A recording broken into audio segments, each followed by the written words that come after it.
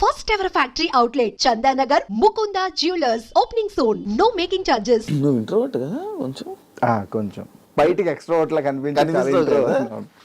అంటే నాకు comfort zone ఉండాలి. నాకు ఎవరన్నా నాకు చాలా కంఫర్ట్ అనిపించి చాలా క్లోజ్ అని అనిపించారు అనుకో ఐల్ బి లైక్ కిడ్. లేదు అని అనుకో మాక్సిమం ఆ సిచ్యువేషన్ నుంచి స్కిప్ అవడానికో లేదా తొందరగా వెళ్ళిపోవడానికో ట్రై చేస్తుంటాను.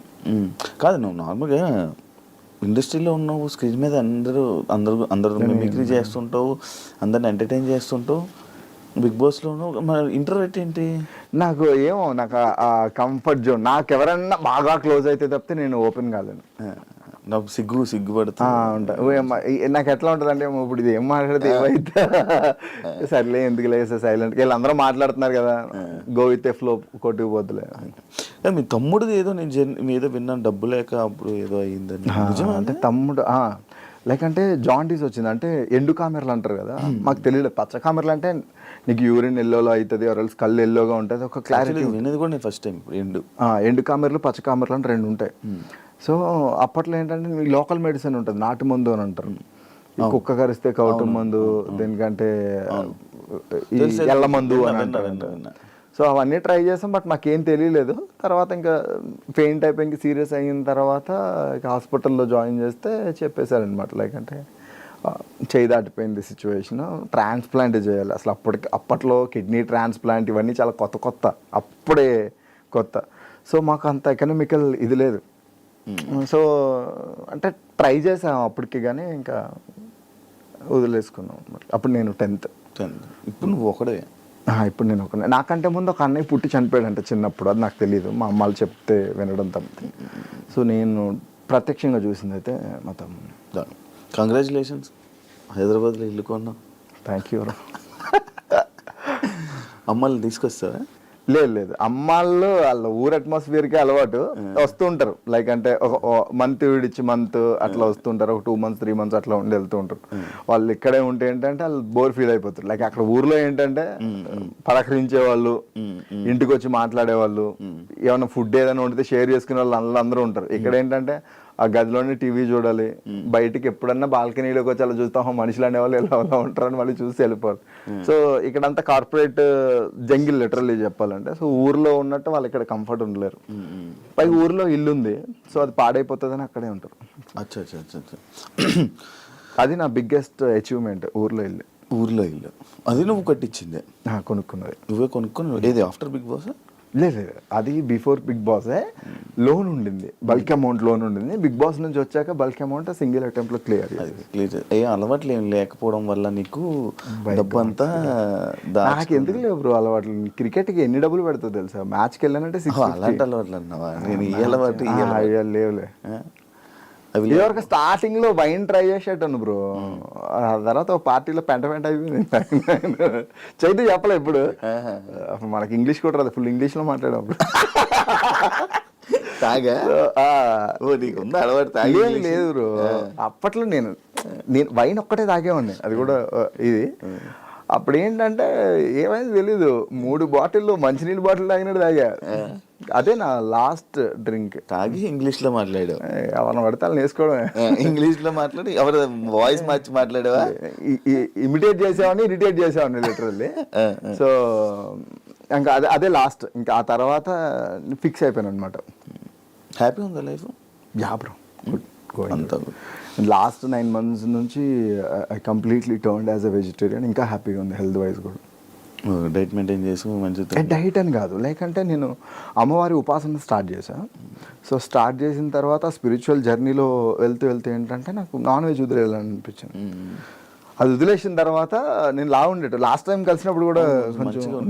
సో దాని తర్వాత నా ఓన్ డైట్ నేను ఒకటి ప్రిపేర్ చేసుకుని క్యాలరీ కౌంట్ అది చేసుకుని వెయిట్ లాస్ అయినా. Almost 1.5 months 9.5 kilo to 10 kilos weight loss. హీరోకి ట్రై చేస్తున్నా?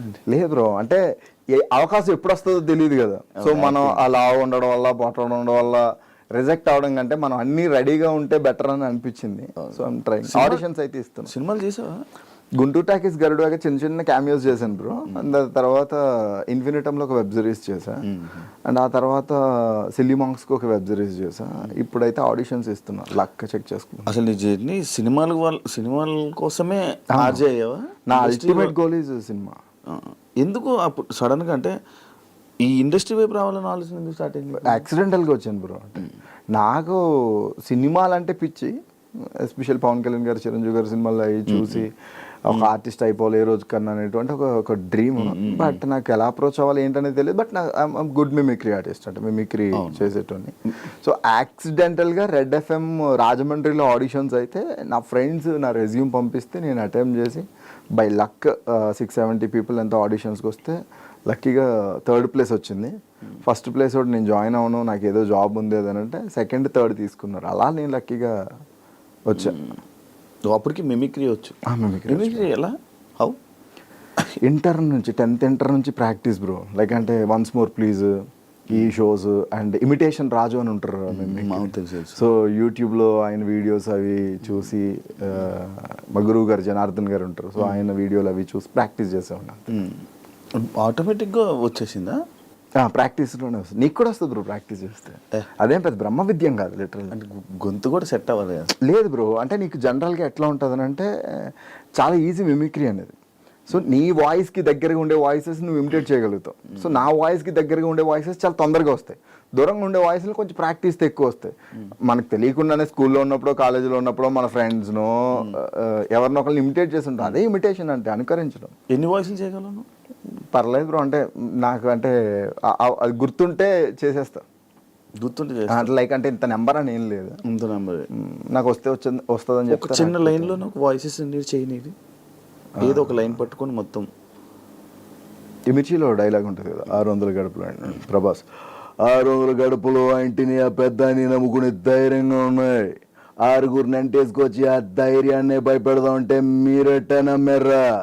ఇలా ఉంటుంది. ఇదే డైలాగ్ అల్లు అర్జున్, 600 గడుపులు ఆ ఇంటిని ఆ పెద్దని నమ్ముకునే ధైర్యంగా ఉన్నాయి, 6గురిని అంటేసుకొచ్చి ఆ ధైర్యాన్ని భయపెడదాం అంటే మీరెట్ట నమ్మెర్రా. ఇట్లా ఉంటుంది. కళ్యాణ్ గారు, 600 గడపలు ఆ ఇంటిని ఆ పెద్దాయిని నమ్ముకుని ధైర్యంగా ఉన్నాయి, 6 నెంటేసుకొచ్చి ఆ ధైర్యాన్ని భయపెడదాం అంటే ఎట్టానా.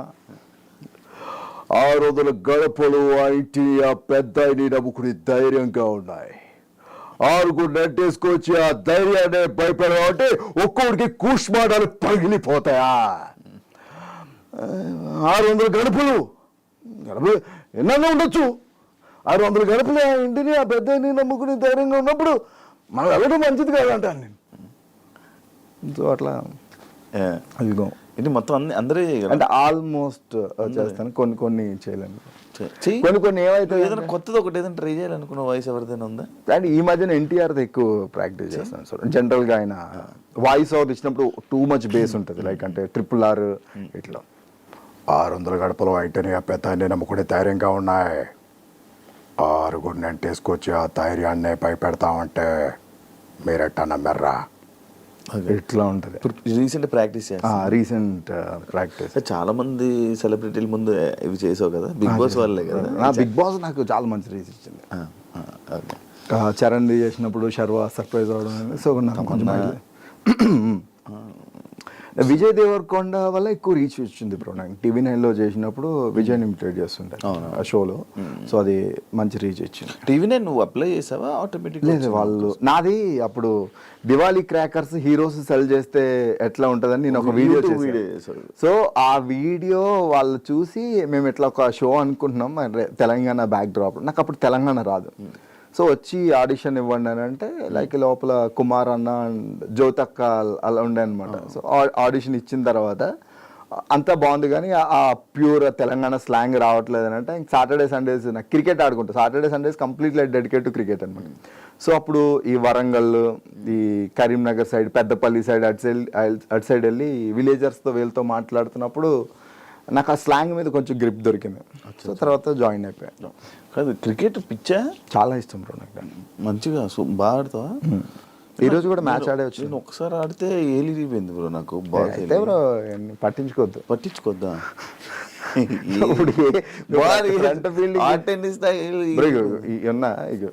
ఏళ్ళు ఇరిగి ఉంటుంది, ఈ సైడ్ చిన్న వంగు ఉంటుంది, అన్ని బాగానే ఉన్నాయి కదా.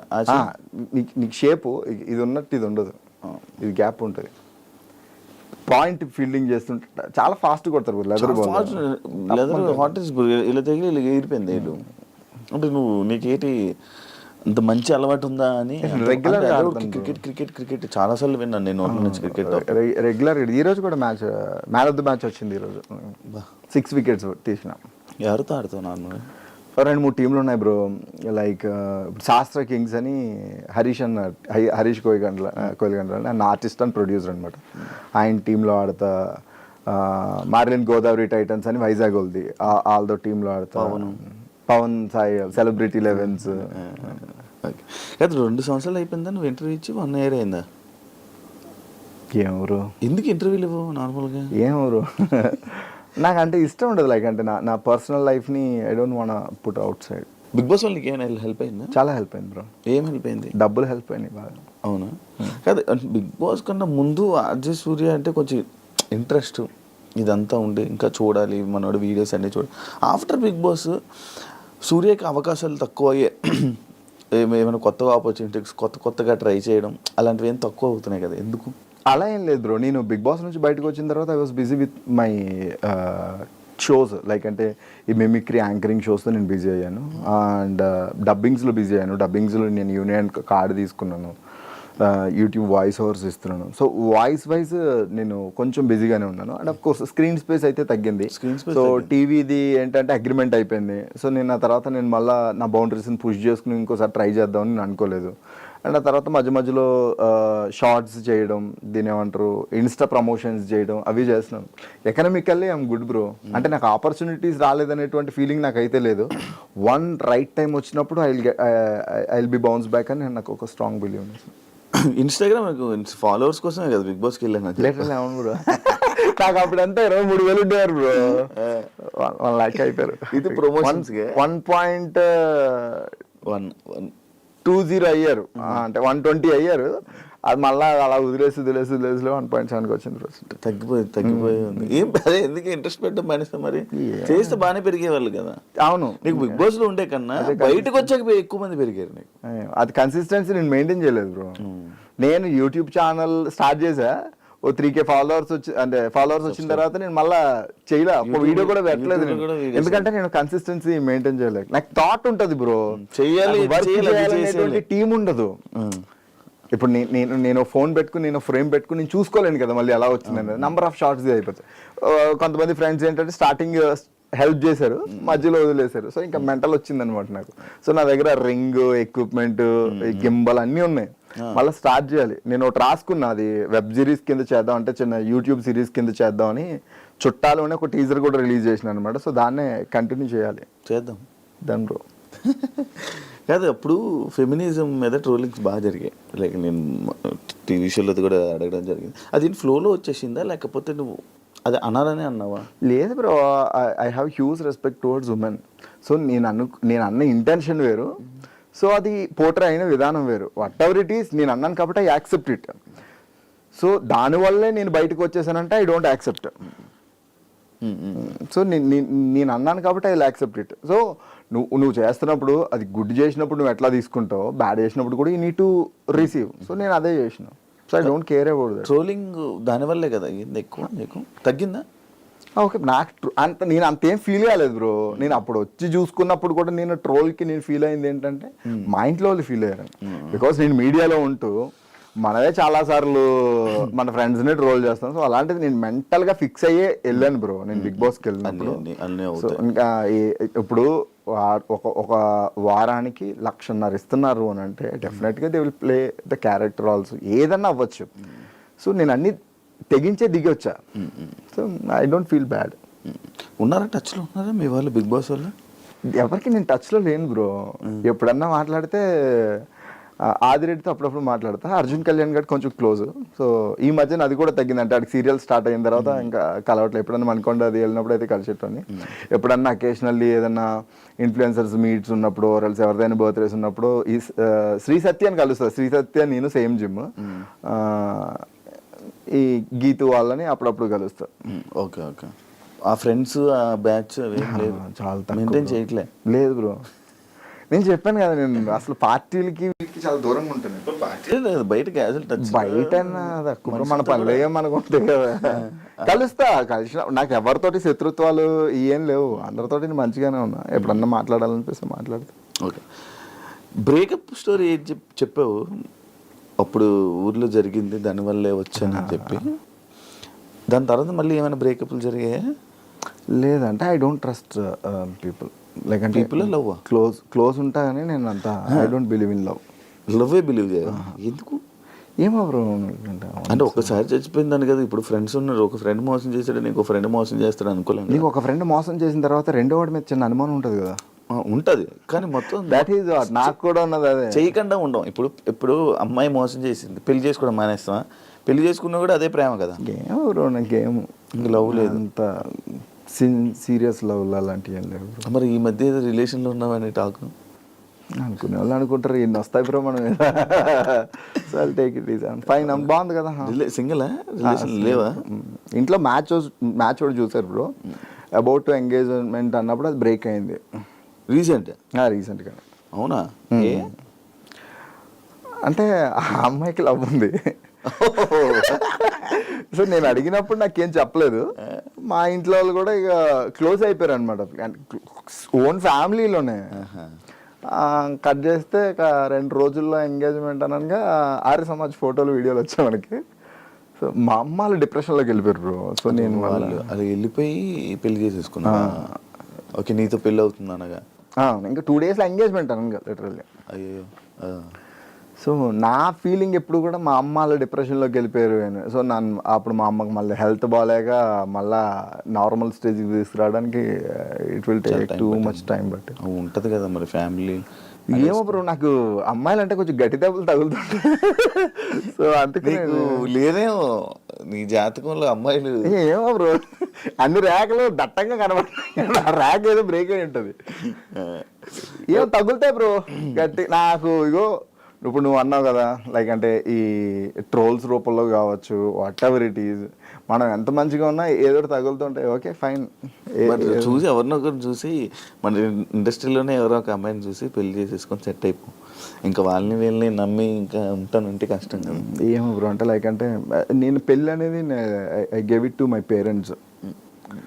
అది అప్పుడు బ్రేకప్ టైంలో నేను ఇచ్చిన ఒక మాట అంతే.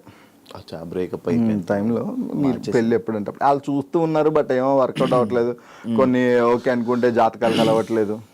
సో బుజ్జమ్మ మీరు కలిసి ఉన్నారా? కలిసే ఉన్నారు, మాట్లాడుతున్నారా? అంటే ఈ మధ్య వీడియోస్ ఏం పెట్టుకోవట్లేదు? ఏం లేదు బ్రో, అట్లా ఇందాక కూడా కలిసే వచ్చినాను. నీ కెరియర్కి మంచి సపోర్ట్ ఎవరైనా చేశారంటే అది బుజ్జమ్మ. బిలీవ్ చేస్తాను బ్రో.